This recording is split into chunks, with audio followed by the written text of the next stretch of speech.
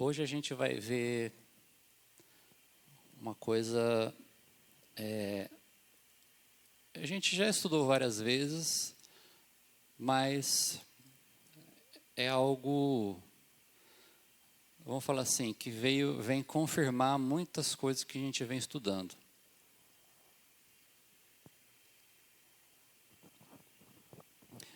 E a gente vai começar falando que quando que começou a existir ciência e religião. Porque existiu uma época na humanidade que a ciência e a religião não existiam, assim como outras áreas do conhecimento humano, né? Em certo momento começou a existir religião e depois começou a existir a ciência. A religião veio primeiro. Só para a gente poder se situar, porque como a gente vai estudar o capítulo 1 do Evangelho, a gente fala assim, a união da ciência com a religião, ou a aliança da ciência com a religião. Mas o que tem acontecido com a ciência e a religião até então, para que Kardec tenha colocado o título Aliança da Ciência com a Religião? Só para a gente se situar, mais ou menos século XVI para frente,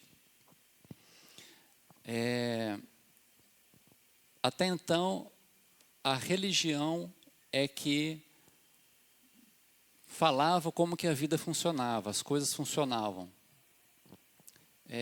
Tudo que era as dúvidas da humanidade em relação a, por exemplo, o movimento dos astros, era baseado nas escrituras sagradas. E, a partir de certo momento, quando pessoas começaram a questionar, começou a existirem estudos, né, a respeito daquilo que era colocado como obrigação para você acreditar.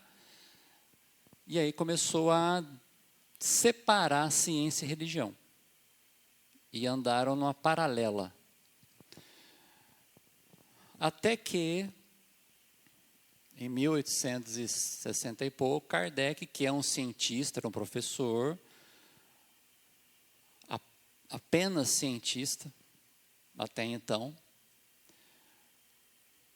começou a ver que não era bem assim, né? E hoje a gente estuda que espiritismo é religião, ciência e filosofia. Então ele iniciou o processo de aliança, de união entre ciência e religião, como sendo um cientista, totalmente cético em relação à religião, né? Então quem assistiu o filme do Kardec tem uma ideia de como que ele era, né? Então no item 8 é assim, ó, são chegados os tempos em que os ensinamentos do Cristo devem receber o seu complemento. Então, Jesus veio, deixou um manual de vida e, quando Kardec escreveu isso, em 1860 e pouco, já estavam chegados os tempos. Então, naquela época, já chegou o tempo de começar a aliança entre a ciência e a religião. Que o véu lançado intencionalmente sobre algumas partes dos ensinos deve ser levantado. Então, muitas coisas ele não pôde explicar na época, porque ia ficar inútil.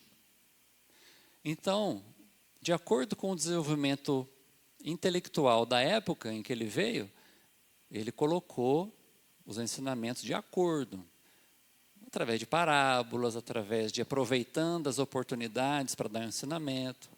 Mas agora não. Então a gente está começando a vislumbrar coisas novas. A ciência, deixando de ser exclusivamente materialista, deve levar em conta o elemento espiritual. Saber que nós somos matéria e espírito.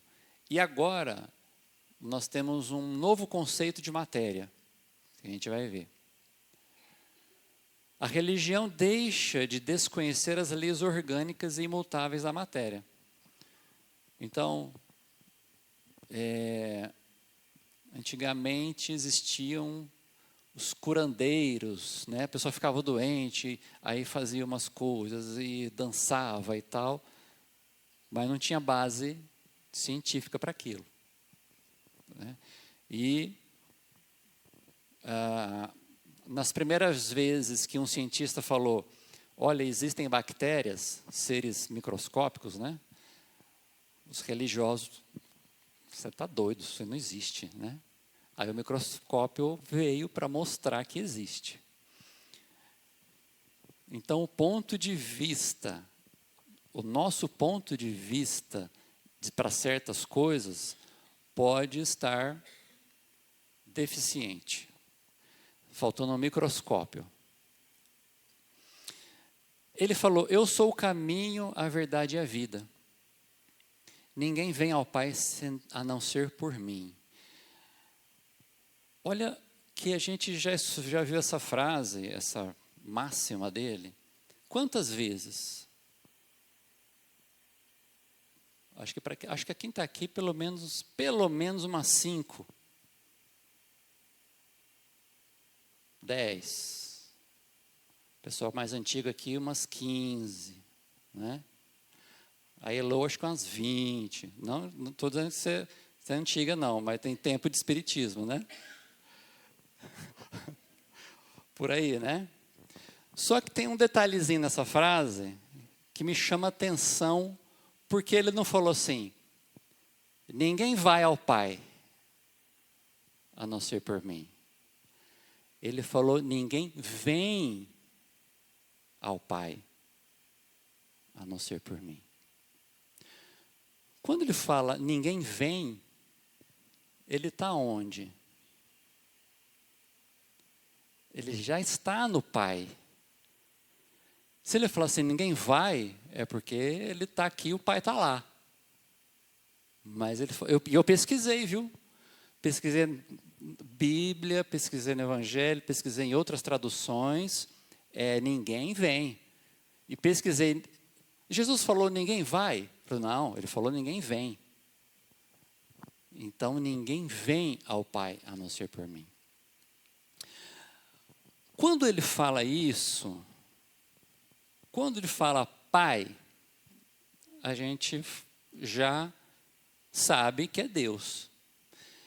E a gente tem um conceito de Deus.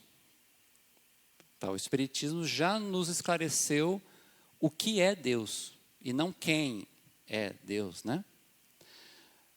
Então, sabendo o que é Deus, tendo uma ideia mais ou menos, né, sobre o que é Deus, como que nós, através de Jesus, vamos a este Deus, que a gente sabe que é a inteligência suprema, é a causa primária de todas as coisas, não é um ser limitado, não é um velhinho de barba branca.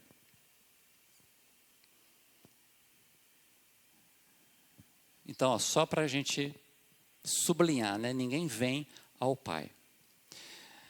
Sendo assim, ninguém vem ao Pai a não ser por mim, então quer dizer que Jesus é o caminho, e quem estiver no mesmo caminho que Jesus está, quem chegar onde ele está, vai estar pleno, em todos os sentidos.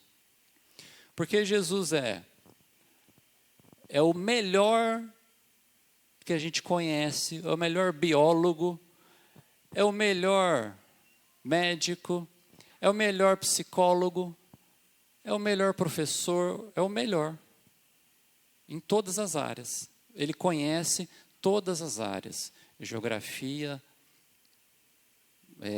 a área que estuda a geologia, né? Conhece todas as áreas 100%. Então, ele é pleno em conhecimento, pleno em sabedoria e pleno em moral. Então, sendo assim, para que nós possamos ser plenos, por exemplo, em saúde, que é uma coisa que pega muito, né, para a gente, nós precisamos entender por que ou como é esse caminho que Jesus está falando. Eu sou o caminho. E aí a gente chega a uma conclusão. Que ele sendo o caminho, ele é o médico das almas. Porque se a minha alma estiver saudável, o meu corpo vai estar saudável. E aí eu pesquisei quantos estudiosos estão falando, né, sobre Jesus sendo o médico das almas. E aí tem lá. Tem até um pastor, o primeiro ali é um pastor, ó. Não dá para enxergar, mas ele fala assim, Jesus o médico das almas. Então Haroldo tem 2 vezes. O Jorge Elahat, não conheço. Vitor Hugo, olha lá. Arthur Valadares. Tem esse Errat de novo.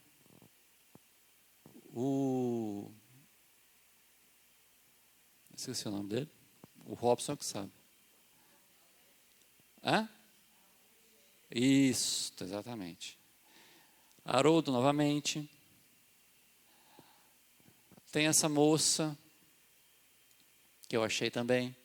Então, olha quanta gente falando que Jesus é o médico das almas e fazendo estudo a respeito disso.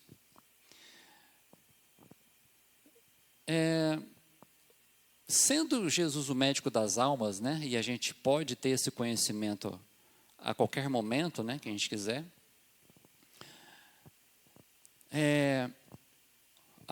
o nosso lado espiritual,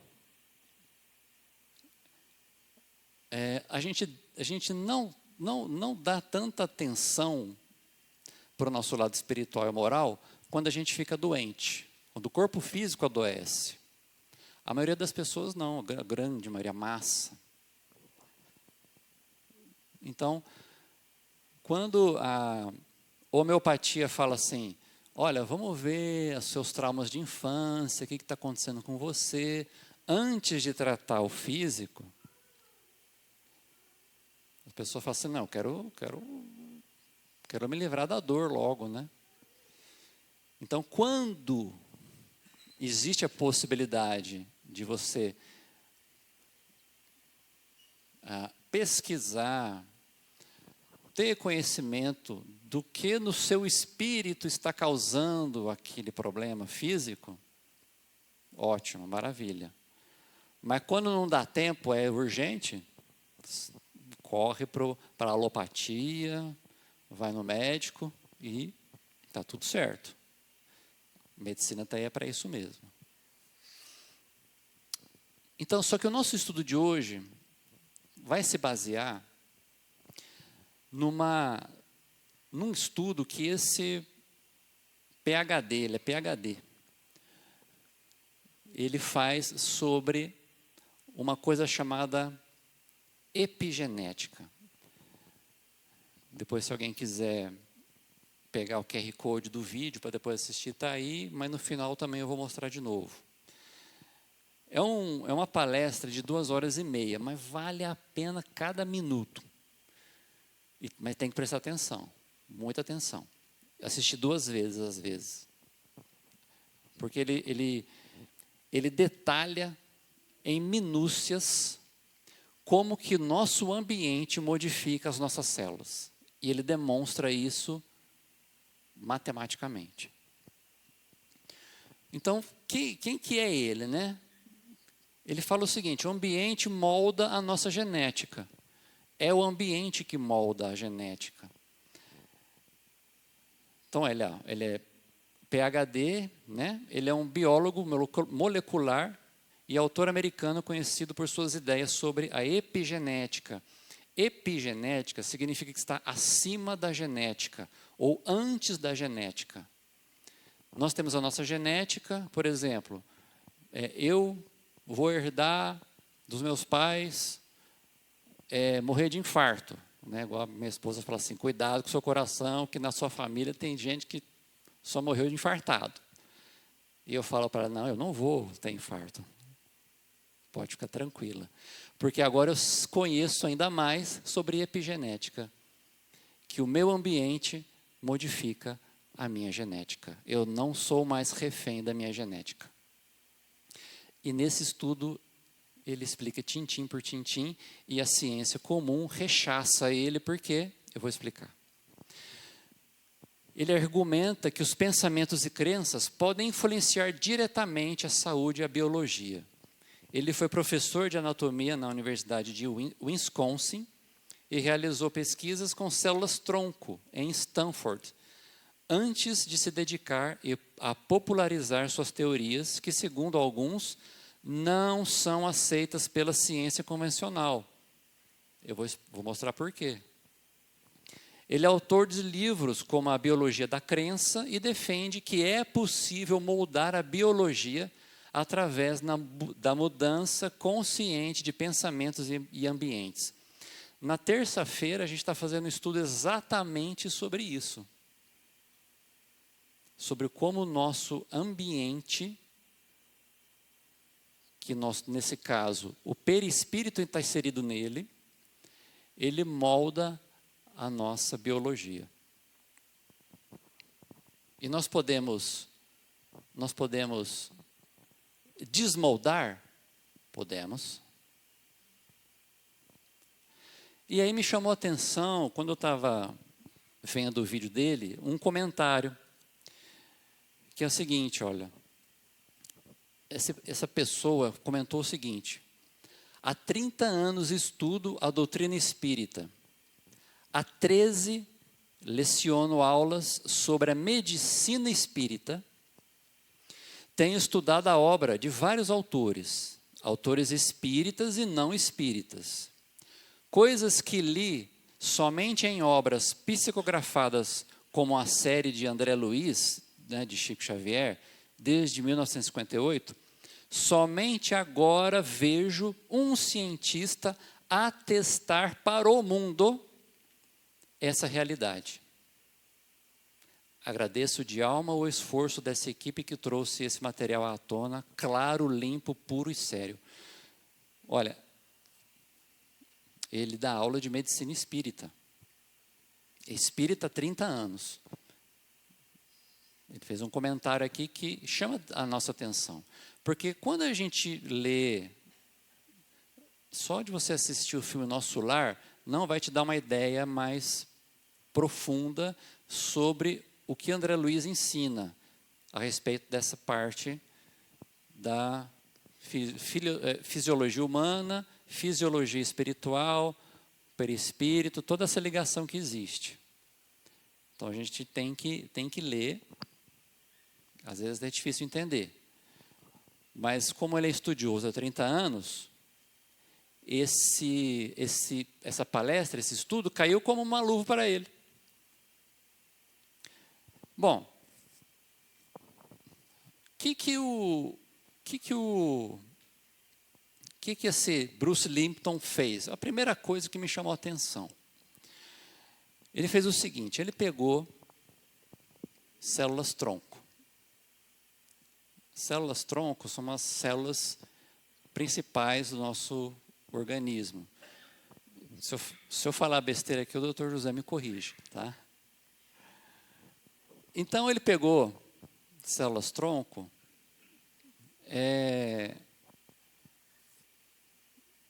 todas iguais, tá? Uma certa quantidade. Então ele fez o seguinte, ele pegou uma porção e colocou no ambiente A. Outra porção colocou no ambiente B e outra porção colocou no ambiente C. As mesmas células. No ambiente A, as células troncos viraram osso, tecido de osso. No ambiente B, viraram músculo. E no C, viraram células de gordura. E aí, o que mudou de A para B para C? A mesma célula se transformou em 3 coisas diferentes. O que mudou no A, no B e no C? O ambiente. O ambiente fez com que a célula se tornasse uma coisa diferente em cada ambiente. Só que eu já ia parar por aqui e falar assim, olha, pronto. Está aqui o que a gente vem estudando Eu sou espírita desde os 17 anos. Eu tenho quanto, amor? 40 aí? Tá, vamos colocar 18 anos para arredondar, né? 30 anos. Mas eu vou falar que eu estudo mesmo espiritismo, vamos falar assim, 20 para ser mais, né, exato. Eu já pararia por aqui, ó. Pronto, até o próximo estudo de terça-feira, porque a gente está falando disso aqui, ó, na terça-feira. É um livro chamado Mediunidade de Cura. Tá. E aí? O que eu faço com isso aí? O que ele explicou mais do que isso? Que cada célula que ele colocou, cada porção de célula que ele dividiu nesses 3 ambientes, tiveram um destino diferente, cada uma. Então, o que controla o destino da célula? Como a gente falou, é o ambiente. O destino das minhas células do meu corpo, quem controla é o ambiente, e não o DNA, e não a genética. Só esse conhecimento para mim já basta, acabou. Agora, de hoje em diante, eu vou ser mais feliz sabendo disso, tendo essa confirmação. O que esse cara está fazendo?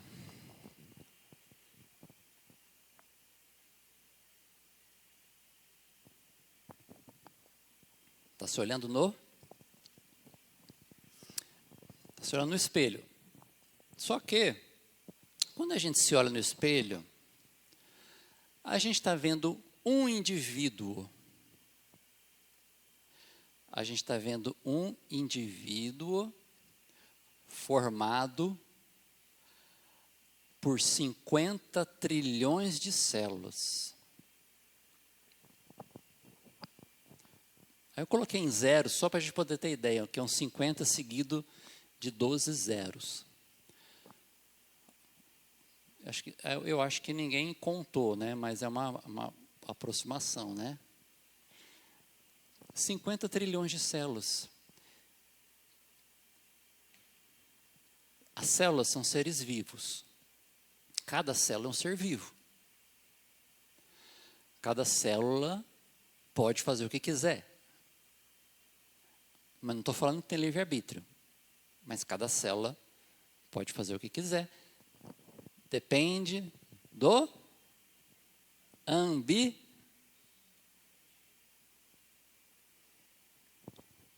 Então, quando nós montamos um ambiente corporal, mental, as nossas células vão obedecer a esse ambiente. Quem as governa? Quem faz com que as células façam o que elas têm que fazer?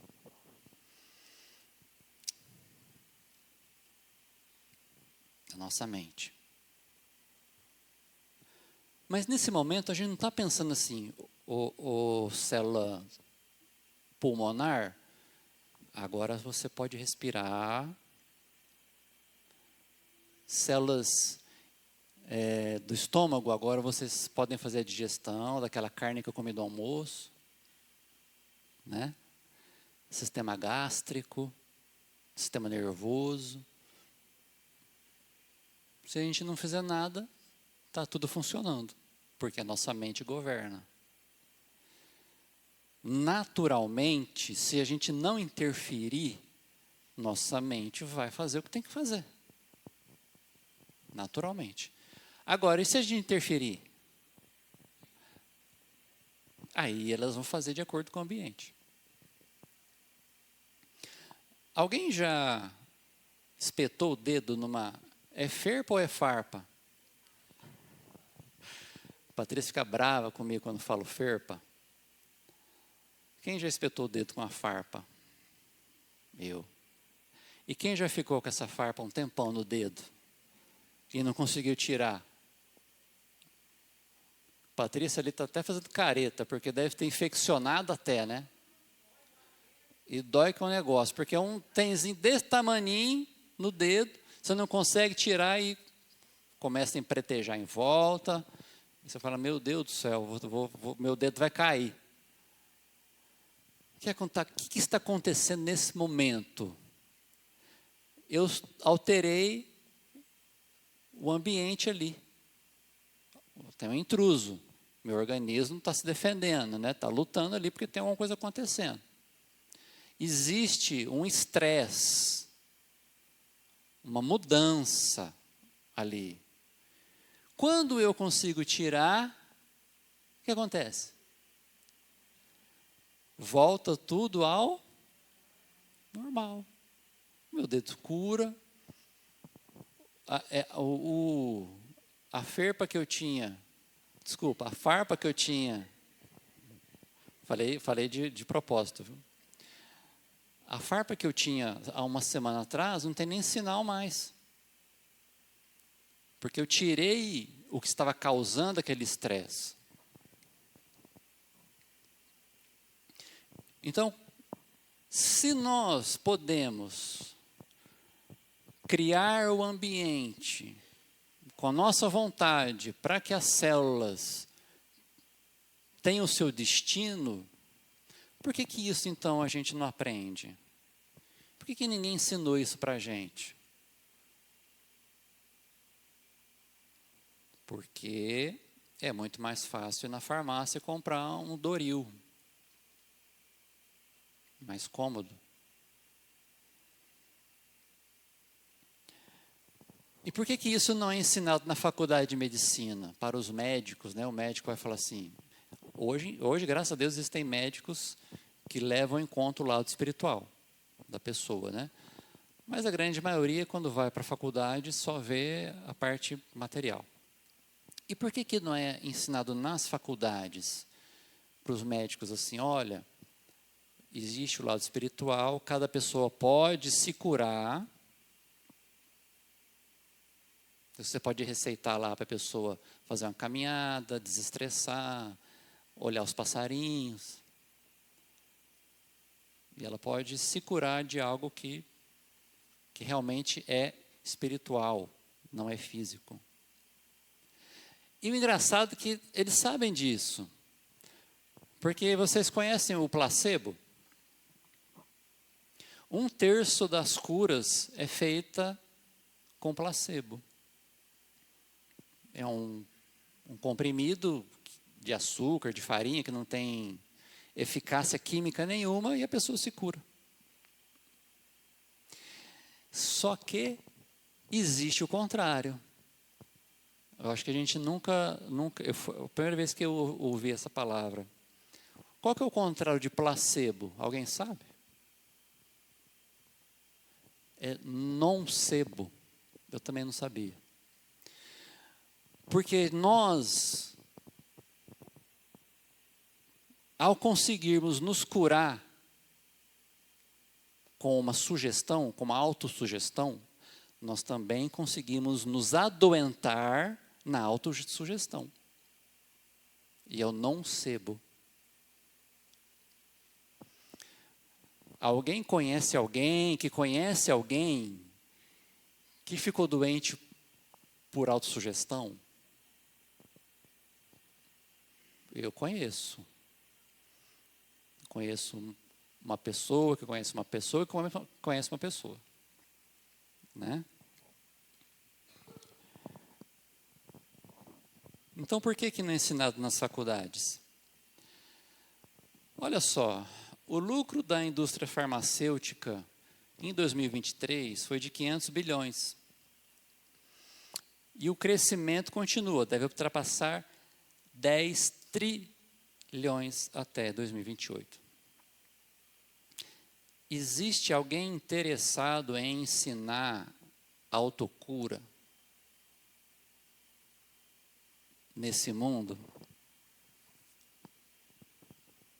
Não, né? Quem trabalha nessa indústria aí está bem de vida. Né?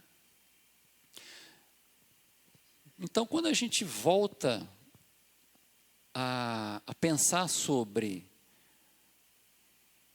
felicidade corporal, felicidade mental, felicidade espiritual. A gente conhece aquela frase, mente sã, corpo são. Quando eu estou feliz, o meu corpo está feliz. Quando eu sinto... quando eu escuto uma música, e aquela música me faz lembrar de uma época boa, o meu rim sente, meu baço sente. Não só sou eu que sinto.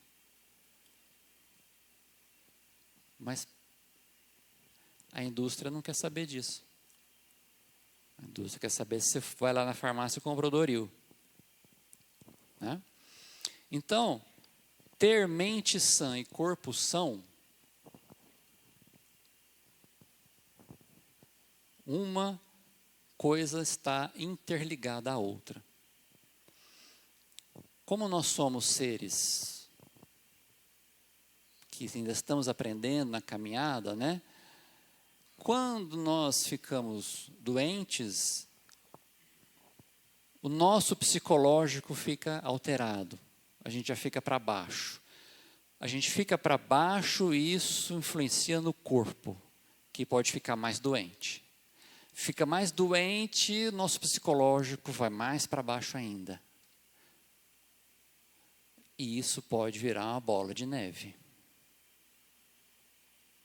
Agora, tendo conhecimento de que se eu altero o meu ambiente, se eu melhoro o meu ambiente, eu posso até me curar.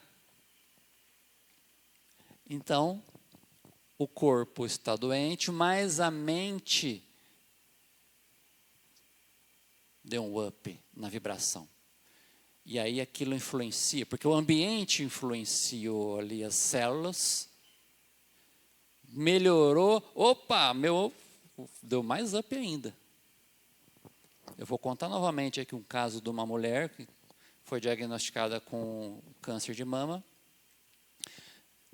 E ela, uma mulher asiática, não sei de qual país. Na Ásia tem umas culturas assim, né, já adiantadas. E aí, quando ela foi para casa, o médico passou o tratamento para ela, tal, de quimioterapia, e ela decidiu não fazer quimioterapia. Ela simplesmente começou a usar a gratidão como mudança de ambiente mental para influenciar aquele câncer que tinha sido diagnosticado, tinha sido encontrado. E durante 3 meses, ela usou a gratidão, ela esqueceu que ela tinha câncer. Então, ela usou a gratidão pela cura que ela estava recebendo. Ela procurava escutar músicas com alta vibração, músicas positivas, assistir programas de televisão positivos, né? Sem notícia ruim, né? Que a gente adora ver notícia ruim, né? Então, ela passou 3 meses só nisso. Ela voltou no médico, o médico fez o exame novamente, falou assim, uai, cadê? E ela fez, eu fiz uma quimioterapia diferente. Um caso real. Então, o que fazer para obter a cura e a felicidade? O que a gente tem que fazer então? Tá bom. Eu vou lá, eu vou assistir esse Bruce Lipton, que ver o que ele tem para falar. Vou começar a estudar essa coisa da gratidão, de autocura. Teve até um estudo aqui que o Dinho fez, né, intitulado Eu, Médico de Mim Mesmo, né? E é o que a gente está falando hoje. O que eu preciso fazer então? Quando a gente olha para todas as bem-aventuranças que Jesus nos ensinou,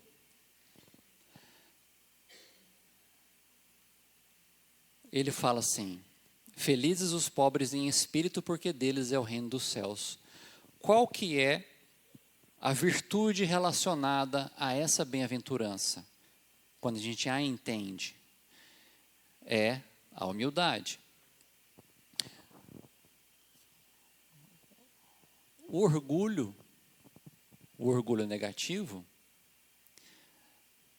é uma vicissitude, é uma deficiência. Tanto que no Evangelho, quando a gente lê o orgulho e a humildade, está lá.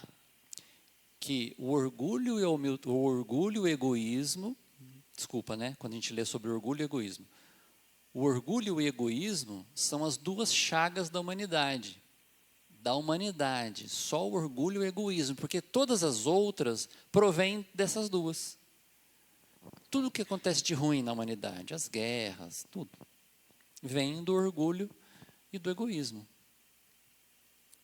Então, se eu procuro a humildade, eu já estou me afastando do orgulho.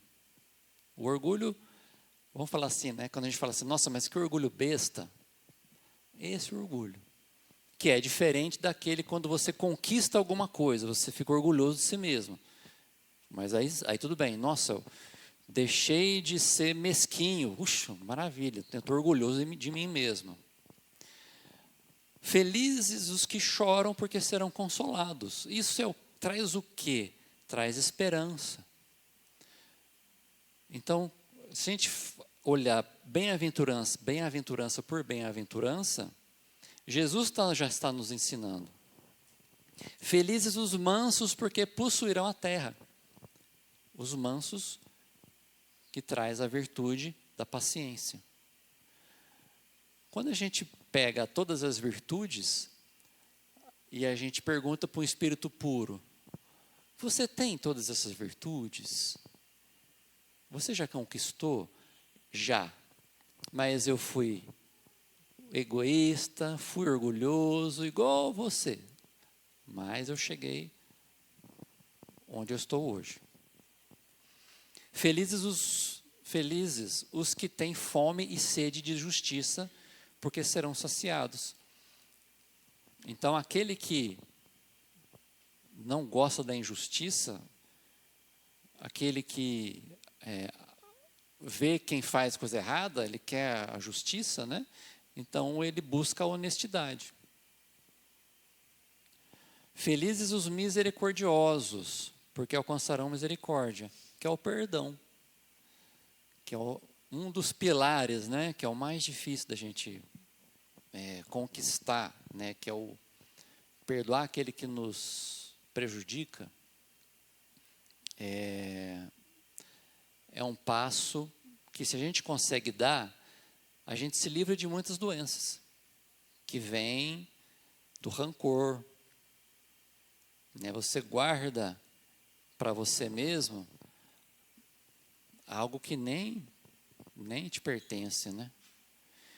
E quando a gente olha para o verbo magoar, é interessante, porque a gente fala assim: ah, você me magoou, ela me magoou, ele me magoou. Mas o verbo magoar é reflexivo. Eu me magoo. Então, quando a gente fala assim, magoei você, você se magoou com o que eu falei? Me desculpa. Eu me magoei. A mágoa é minha. Às vezes a pessoa falou uma coisa, mas nem tinha um pingo de objetivo em magoar. E aí a pessoa se magoa. Só que aquela que está do lado dela não se magoou. Opa, peraí, mas então quem está errado? Né? Esse aqui, fulano falou uma coisa, esse aqui não se magoou, eu me magoei? Eu acho que essa pessoa está errada. Né? Que, Valério?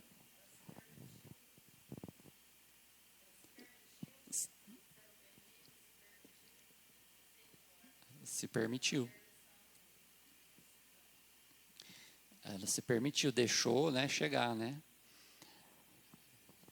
E é interessante porque na psicologia, eu não estudei psicologia, mas minha mãe estudou e ela me ensinou que quando a pessoa tem alguma atitude que nos fere,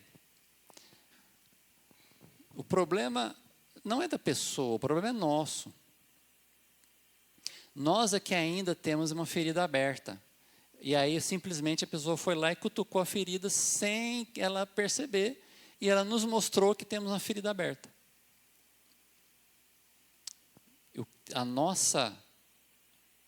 O nosso trabalho é curar essa ferida aberta em nós, mas não foi porque outra pessoa abriu. Ela só nos mostrou. Então, o nosso trabalho eu vou trabalhar essa ferida para ela se fechar. Por quê? O próximo que cutucar, eu não vou me ferir mais, porque vai estar fechado. Victor Frankl, você deve lembrar, ele coloca uma situação que não é o que te acontece que vai te prejudicar, é qual a sua reação ou ação diante daquilo que está acontecendo com você. Você se permite. Temos várias fases, né, dessa aceitação, de você fazer com que mude, independente, a sua atitude independente daquilo que acontece. Só para situar, né, a Valéria está citando o Viktor Frankl, que ele passou pelos campos de concentração da Segunda Guerra. E depois ele escreveu um livro descrevendo, né, a mentalidade dele, tudo que ele passou, as observações que ele fez, e como que ele conseguiu superar toda essa situação, né, em busca de sentido, né, um dos livros dele. E se a gente faz uma comparação com a nossa vida, né, às vezes a gente pode até estar passando por um campo de concentração na nossa vida, e a gente pensa assim, né, e qual o sentido de tudo isso? Por que acontece tudo isso comigo, na minha vida, né? E aí a gente fica olhando para fora, buscando fora, nas coisas, nos outros, nas situações, né? Sendo que a resposta está dentro, sempre, né? Felizes os puros de coração, porque verão a Deus. E isso traz serenidade. a pureza de coração, quando a gente consegue nos limpar, né, dos nossos, eu vou falar a palavra defeitos, que é o que a gente mais entende, né? Muitas coisas com as quais a gente fazia tempestade em copo d'água, a gente deixa de fazer porque a gente passa a compreender, a gente passa a entender. E isso nos traz uma serenidade que às vezes pode até provocar falta de paciência nos outros, né? Que os outros olham assim para uma pessoa muito serena e falam assim, mas como é que consegue, né? Eu não conseguiria. Felizes os que promovem a paz, porque serão chamados filhos de Deus. E isso traz fraternidade. Os pacificadores, né? Aqueles que, quando eu li um livro, né, que eu já comentei aqui, Como Fazer Amigos e Influenciar Pessoas, ele fala assim, o melhor jeito de você vencer uma discussão é evitá-la. Sempre quando a discussão for sem sentido. Porque às vezes a gente discute por coisas tão banais e às vezes a gente fabrica o nosso ambiente, fabrica fluidos que nós não estamos percebendo com essa discussão, que não leva a lugar nenhum. Não vai trazer benefício para ninguém. E a gente passa a evitar essas discussões fúteis. Felizes os que sofrem perseguição por causa da justiça, porque deles é o reino dos céus. Traz uma sensação de dever cumprido, né?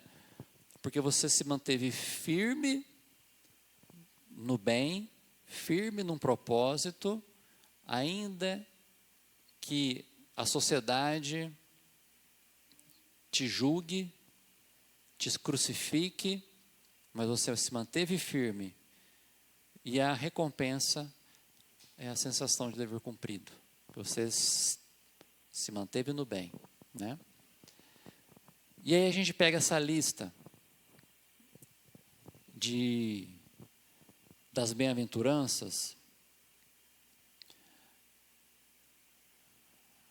e a gente pode fazer uma receita médica com elas. E quando a gente pega a lição O Homem de Bem, que ela é bem descritiva, né? Vários tópicos, né? Quem é o homem de bem, né? O homem de bem é aquele que faz tal coisa, faz isso, e vai listando, né? Uma lista de atitudes. No final dessa listinha pequenininha, né? São 2 ou 3 páginas de evangelho, ele fala assim, esta não é uma lista com todas as atitudes que levam uma pessoa a ser uma pessoa de bem. Não é uma lista completa.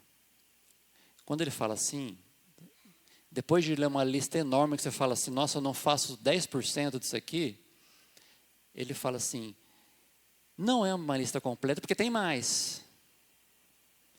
Eu acho que Kardec, né, ou o espírito que estava inspirando ele, falou assim, não, para por aqui para não assustar. Porque senão a pessoa vai ler isso aqui e vai perder o ânimo de tentar seguir esse passo a passo, né? Então, olha, essa não é a lista completa, mas quem se esforçar em tentar fazer essa lista, está no caminho que conduz às demais virtudes, né, do homem de bem. Então, essa é uma das lições do Evangelho que a gente tem que imprimir numa folha e pregar na porta da geladeira. E numerar as atitudes. Fala assim, pô, hoje eu falei mal de alguém. Peraí, eu preciso corrigir isso. né? Pessoal, para quem quiser, então, novamente, vou deixar essa tela aí. Faz a leitura do QR Code e você consegue chegar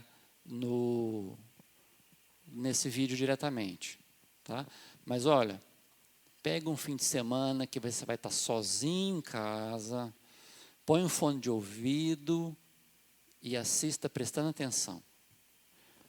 Porque se você minimiza a tela do YouTube e fica no Instagram e Face, né, não vai adiantar nada. Isso aqui é um estudo. Ok? No início eu cito qual que é o livro dele, né? E quando você abrir esse vídeo, vai aparecer outros que são resumos dessa palestra dele, que também é interessante ver, tá? Mas aqui ele fala, por exemplo, como que uma célula de proteína se modifica quando ela recebe um estímulo, positivo ou negativo. E aí nessa hora que você abre a boca e fala assim, nossa, que bom saber disso. Pessoal, então, recadinhos.